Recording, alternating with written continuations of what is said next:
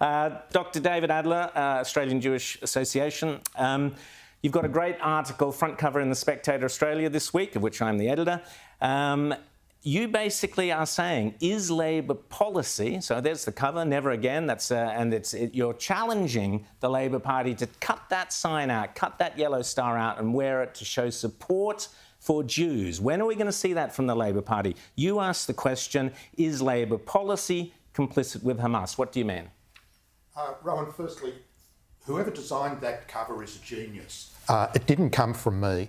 Sarah Dudley, yep. The yellow star with the words never again, and the particular style of the font is similar to the style of the Hebrew script used in a Torah scroll. So it is a really, really powerful message. Everybody should see the cover, obviously, by The Spectator magazine as well. No conflict of interest here.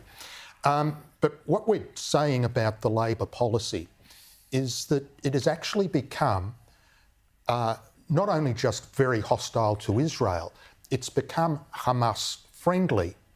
So when you see things like a whole series of decisions removing the limited recognition of Jerusalem as the capital, changing the way Australia votes at the UN, changing the terminology that's used in Australian diplomacy, so we're no longer speaking about disputed territories, we've now adopted the term occupied territories. Now, with the focus on Gaza, that is an obvious lie. You said in your editorial how Israel had withdrawn from Gaza in 2005.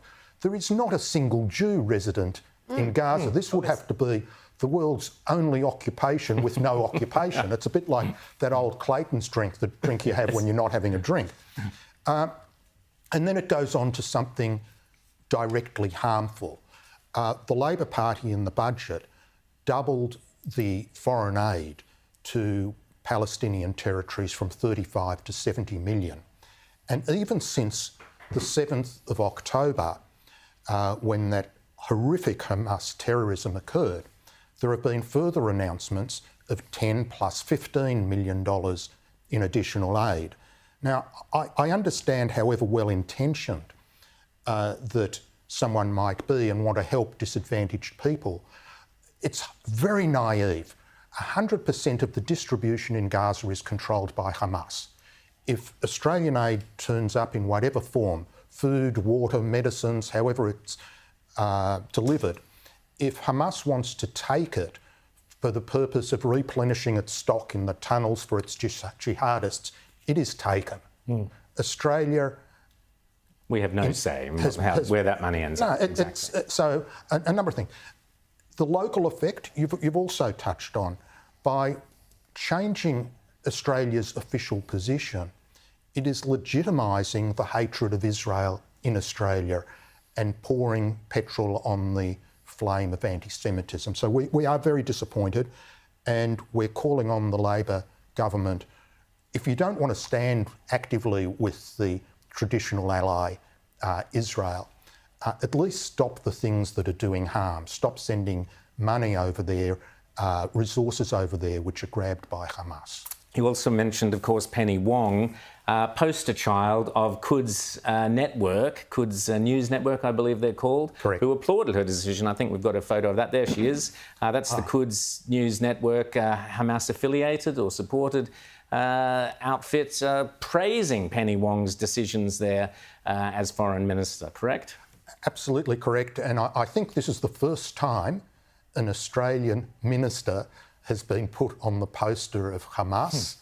Let's hope it's the last. Maybe you've got to think whether it's the correct policy or not if you're praised by Hamas. Well, and it extends to us abstaining from certain UN votes, which have also been noticed. Now, there's also the semantics around, OK, we know a ceasefire is going to help Hamas, allow them to regroup. So now there are calls for what's been called a humanitarian pause.